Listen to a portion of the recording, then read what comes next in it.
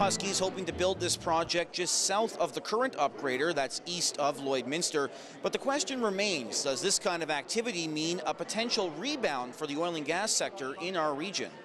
The calls for endorsements have been paying dividends, with letters of support coming from the RMs of Wilton and Britannia, as well as the county of Vermilion River. Mayor Albert is now reaching out to other communities to encourage development. The Prairie North Health Region, which allocates government funding for the Dr. Cook Extended Care Centre, would not comment when asked by Newcap News, but the Alberta government says there will be public engagement for further plans on the Dr. Cook, but there's no word yet on when those will take place. Now, as for what's next for Jason Whiting, he says he's unsure and perhaps a vacation is in his near future. And when asked if he may return to municipal government, he says he isn't ruling it out. On Saturday night, staff at the route will have this small section of 49th Street blocked off with a large inflatable screen set up to watch the show live from Kingston. Everything gets kicked off at 6 p.m. Reporting from downtown Lloydminster, Adam MacVicar, Newcap News. When it comes to stormwater, we don't think much of it. Down the drain it goes to be discharged out of the city. We only notice when there's a problem with the system. The City of Lloydminster's stormwater system is old and in need of over $57 million worth of upgrades. It kind of came out of nowhere, and it's something we need to pay for, and we need to continue to maintain those. Otherwise, we're going to have significant expenses that could come down the road through major storm events and stuff like that. It's going to be nice to have a secure source of revenue to do some of those projects, and it's going to be hugely important to us. To fund those upgrades, city residents will pay a monthly fee on their water bills based on property size. 99% of properties will pay $13 with a cap of $480. Some councillors feel it's too much money. There are people that just don't have the money to pay those kind of increases. And if you're paying $1,000 municipal tax right now, you're going to pay another $156 is what you're going to do. I question whether we have to have the fees that high. Baker's concerns extending to the industrial park, where smaller businesses are struggling with a sluggish economy. The mayor isn't ruling out an adjustment. Certainly, I'm sure council will be prepared to adjust those rates based on what administration shares. They'll share with what they've spent to this point, what needs to be done. We are going to have to reevaluate in 2 years. Another concern for council is the lack of public interest and engagement in the creation of this fee. Only 136 people responded to their online survey, and not all were in favor of the payment. I wish more people would have come out, because then we'd have had a broader selection of sampling. But, we did have the open house. We had the online.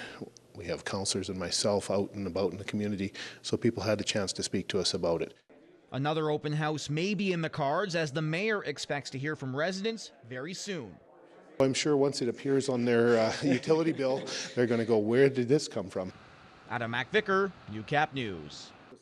It was an unexpected addition to Taryn Mendez's heating bill, a pamphlet warning direct energy customers of Alberta's newly implemented carbon tax. I was a little surprised, as of course I live in Saskatchewan, and I shouldn't be subject to any additional fees that Alberta implements. While there were no charges on Mendez's bill for the levy, Daniel May wasn't so lucky. It was about double what the average payment was. A little shocked when I first seen it. A resident on the Saskatchewan side of Lloydminster for the last decade, May, who works for a local roofing company, bought his home 2 years ago and says he usually pays $100 on average for his heat. I'm a middle-class working person, and to see any influx on any bill double was a little ridiculous. But May isn't alone. Newcap News has learned a select group of homes on the Saskatchewan side were charged a carbon levy last month.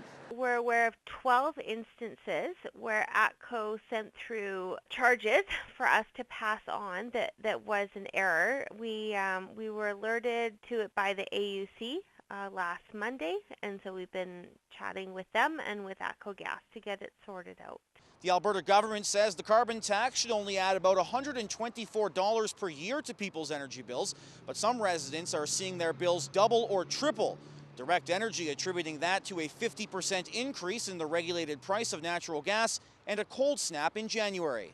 For customers charged on the Saskatchewan side of town, refunds are on the way. In this case, ATCO is canceling these charges, correcting the invoices, and the affected customers will be receiving a new invoice probably this week. Customers with concerns about their bills are urged to contact Direct Energy. As for May, there's no hard feelings over the mix-up.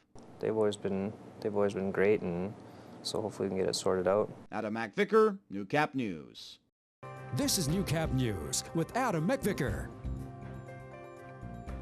Well, good evening, everyone, and thank you for joining us. Residents should be prepared to see a new fee on their utility bills. A funding model for repairs and upgrades to Lloydminster's aging stormwater system has passed third reading at City Hall, but there is still concern over the cost.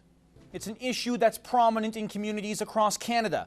Dangerous drugs like fentanyl causing overdose deaths and addiction. But here in the border city, local RCMP and the Lloydminster Youth Council are trying to outline the consequences of drug use to a younger demographic. Another significant seizure this week. Over $100,000 in drugs and cash were seized as the result of a planned operation that started with a traffic stop and ended with the execution of a search warrant on Wednesday. There was seized just under $33,000. We're learning more tonight about last summer's Husky Energy oil spill, which forced a number of communities to stop drawing water from the North Saskatchewan River. The province has released details from a report it's compiled. However, Global's Joel Senek tells us why the timeline of events still remains murky. Well, Prime Minister Justin Trudeau offered a preview of tomorrow's budget during question period today. The opposition questioned the Liberals' success at helping the middle class. Trudeau said he's proud of his government's results at shifting the tax burden to the wealthy.